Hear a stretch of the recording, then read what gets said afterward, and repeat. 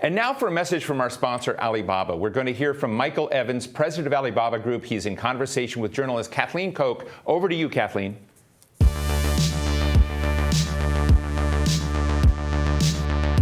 Welcome, Michael, and thank you so much for joining us today. Thank you, Kathleen. Great to be with you. As we've just heard, U.S. small businesses have really been struggling, over the last year or so. Could you tell us what exactly does Alibaba do in the United States and explain how it's designed to partner with U.S. businesses? The principal activity of Alibaba in the U.S. is to connect brands and retailers and small businesses directly to the 900 million Chinese consumers on our platform.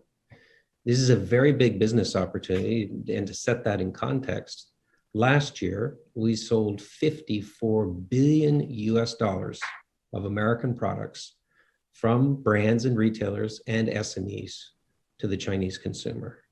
That's a big number that has continued to grow over many years. So basically, you are like a digital mall for these U.S. stores and businesses.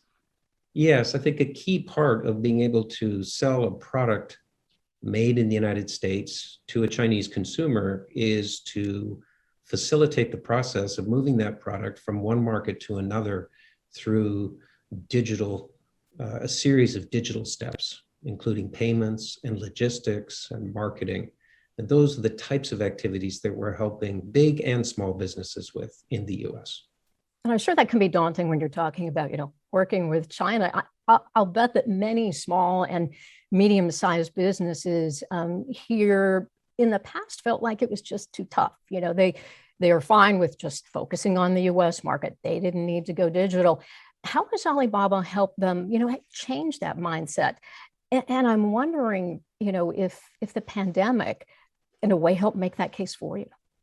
I think the pandemic was really important in changing the perception among small businesses and even larger businesses about two very important things. The first of which was China. How important is China as a consumer market for brands and even small businesses?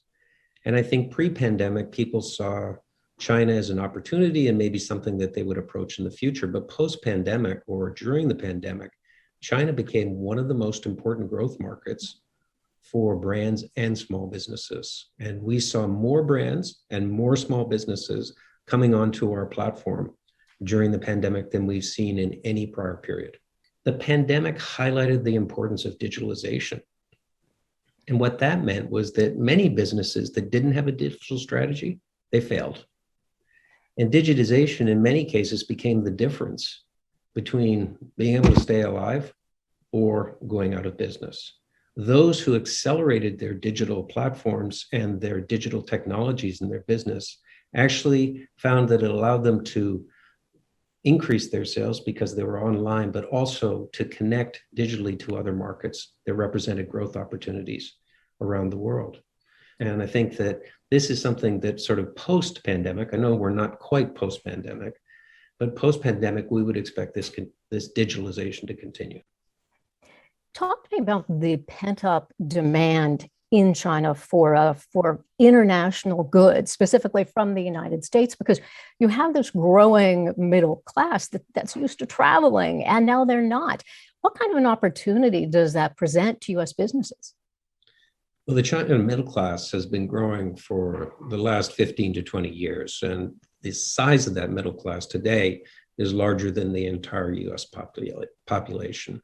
So I think that, that will continue to grow over the next 5 to 10 years. And so it's a huge opportunity for American businesses because America produces some of the greatest products that are safe, reasonably priced, and constantly innovating. So Chinese consumers love American products, whether they come from brands or small businesses that are just starting out. And in a way now, do they have more to spend because they haven't been traveling?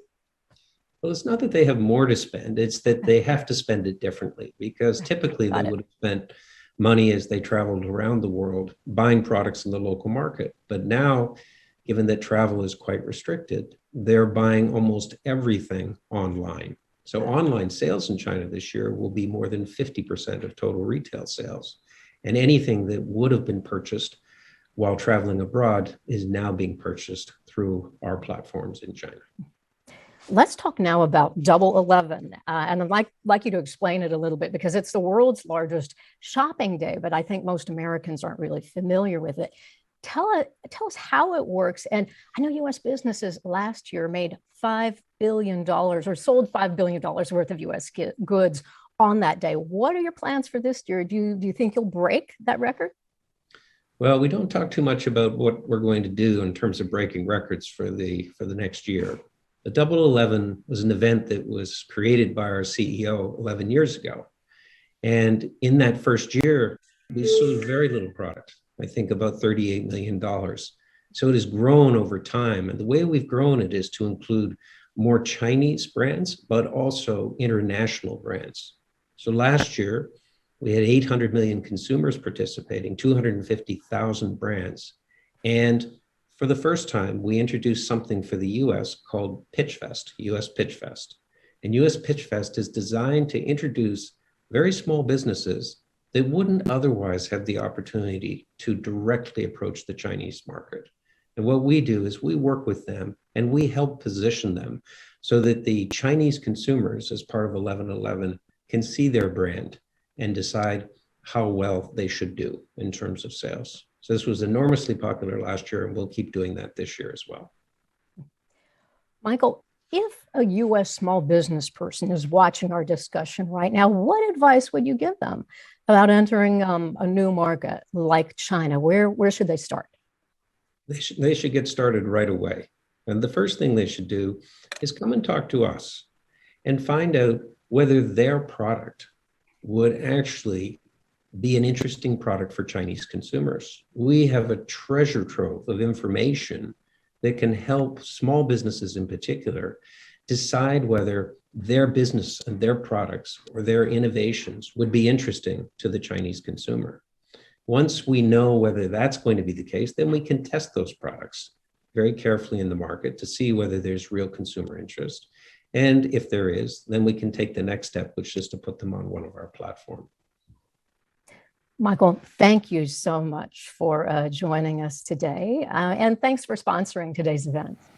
Pleasure, Kathleen. Thank you.